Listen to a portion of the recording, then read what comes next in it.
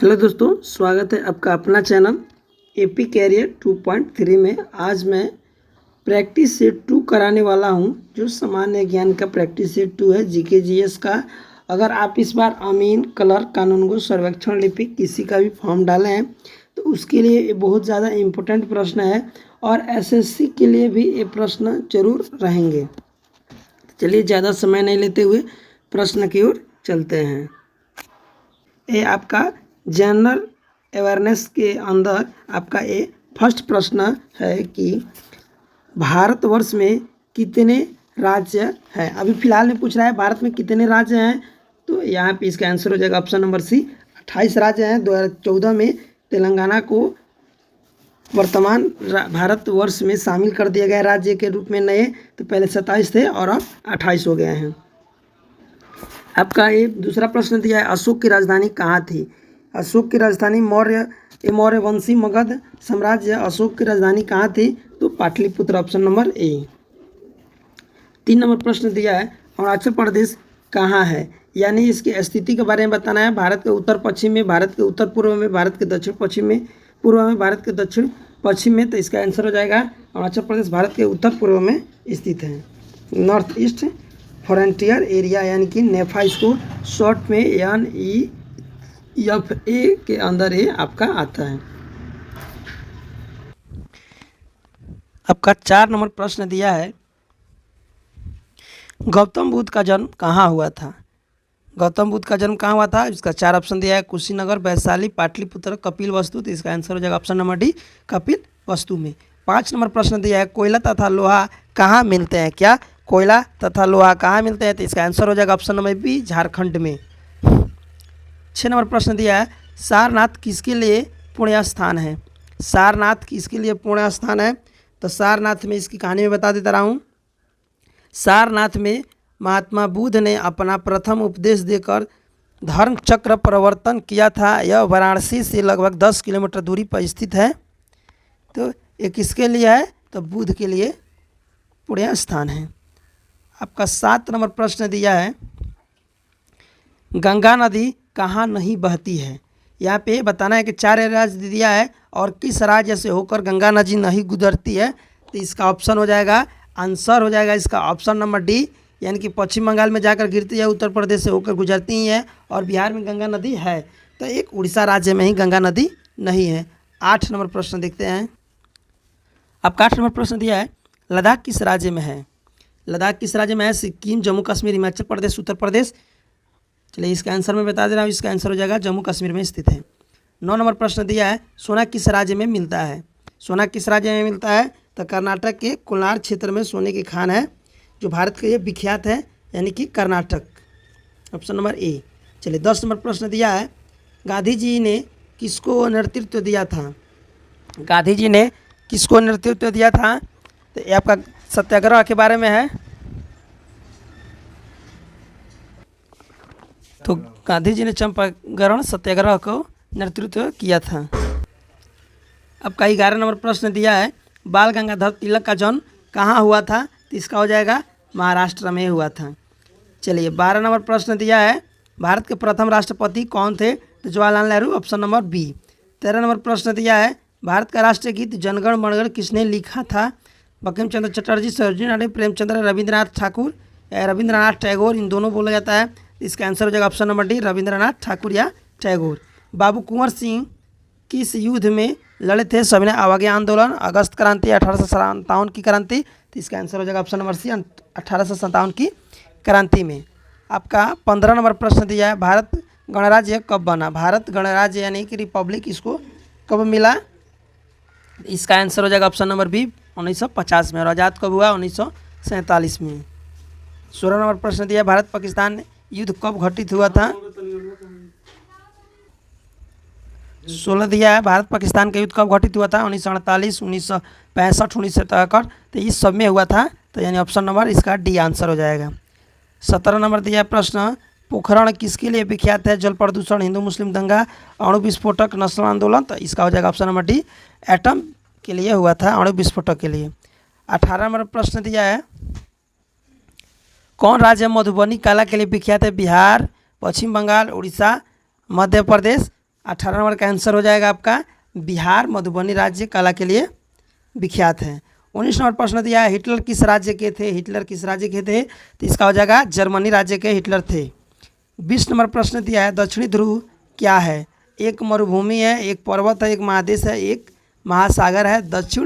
दक्षिणी ध्रुव क्या है, तो इसका आंसर हो जाएगा ऑप्शन नंबर सी, एक महादेश के रूप में जाना जाता है दक्षिणी ध्रुव को। 21 नंबर प्रश्न दिया है निम्न में कौन अमीबिक पेचिश पैदा करती है, amoeba proteus and amoeba histolytica and amoeba gingivalis and amoeba nana. तो इसका आंसर है 21 नंबर का हो जाएगा आपका option number B, and amoeba histolytica. यहाँ पे 22 नंबर प्रश्न दिया निम्नलिखित में कौन बच्चों को जन्म देता है, सशक, मेढक, नाग, छिपकली बच्चों को डायरेक्ट जन्म देता है। 22 नंबर का आंसर हो जाएगा आपका ए, सशक जो है डायरेक्ट बच्चे को जन्म देता है इन 4 ऑप्शनों में से। 23 नंबर प्रश्न दिया है सबसे ऊंचा सजीव वृक्ष कौन सा है, इसका हो जाएगा आंसर ए, यूकेलिप्टस। यूकेलिप्टस सबसे ऊंचा आपका पौधा है, वृक्ष है। 24 नंबर प्रश्न दिया है इंसुलिन उत्पादक की कमी से कौन सा रोग होता है, तो इसका आंसर हो जाएगा मधुमेह रोग होता है। 25 नंबर प्रश्न दिया है निम्नलिखित में से कौन सा प्राणी अब भारत में लुप्त हो चुका है, चीता, शेर, हिरण, बाघ। इसका आंसर हो जाएगा आपका ए, चीता। अभी इसको लाया गया है, पहले ये लुप्त हो चुके थे। 26 नंबर प्रश्न दिया है मनुष्य की त्वचा सूर्य के प्रकाश में निम्न में से कौन सा विटामिन बनाती है, यानी सनलाइट लेने के बाद से कौन सा विटामिन बनता है, विटामिन सी या विटामिन डी, इन दोनों में से कोई एक होगा, आपको कन्फ्यूजन होगा तो मैं इसका आंसर बता दे रहा हूँ, ऑप्शन नंबर डी यानी विटामिन डी। 27 नंबर प्रश्न दिया एक अणु में 9 इलेक्ट्रॉन, 9 प्रोटॉन और 10 न्यूट्रॉन हो तो उसकी द्रव्यमान क्या होगी, तो इसका आंसर हो जाएगा आपका ऑप्शन नंबर सी, 19 हो जाएगा। यानी कि जो द्रव्यमान जो गुणा किया जाता है प्रोटॉन और न्यूट्रॉन को लेकर, इलेक्ट्रॉन को नहीं लिया जाता है, इन दोनों को जोड़ा जाएगा तो 9 और Np हो जाएगा, Np या चाहे Pn दोनों को जोड़िएगा तो 19 हो जाएगा। 28 नंबर प्रश्न दिया है एक अणु के न्यूक्लियस में होते हैं 1 प्रोटॉन, 2 न्यूट्रॉन और 3 इलेक्ट्रॉन, निम्नलिखित में से कौन सा कथन जो है इसमें सही होगा, तो इसका आंसर हो जाएगा ए और 2, 1 और 2 यानी कि 1 प्रोटॉन और 2 न्यूट्रॉन। 29 नंबर प्रश्न दिया है जब एक लाल फूल को हरे कांच में से देखा जाए तो वह कौन सा कलर का प्रतीत होगा। जब एक लाल फूल को हरे कांच से देखा जाए तो कौन सा रंग प्रतीत होगा, तो इसका आंसर हो जाएगा आपका काला प्रतीत होगा। क्या होगा, काला प्रतीत होगा। 30 नंबर प्रश्न दिया है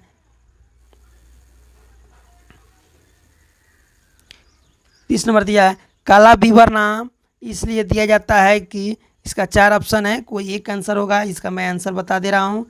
इसका आंसर हो जाएगा बी, इसका गुरुत्व इतना अधिक होता है कि यह प्रकाश तक को अंतरिक्ष प्रकाशित होने से रोकता है, काला बीवर।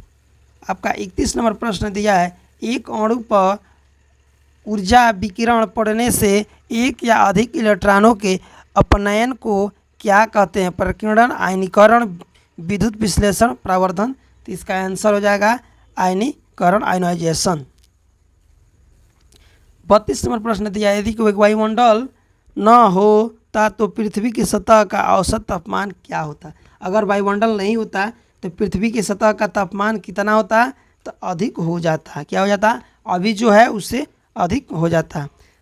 33 नंबर प्रश्न दिया है निम्न में प्रकाश के विकिरण से अधिकतम तरंग दैर्घ्य का चयन करें, लाल प्रकाश, नीला प्रकाश, एक्स किरण, गामा किरण। तो इसका आंसर हो जाएगा ए, लाल प्रकाश।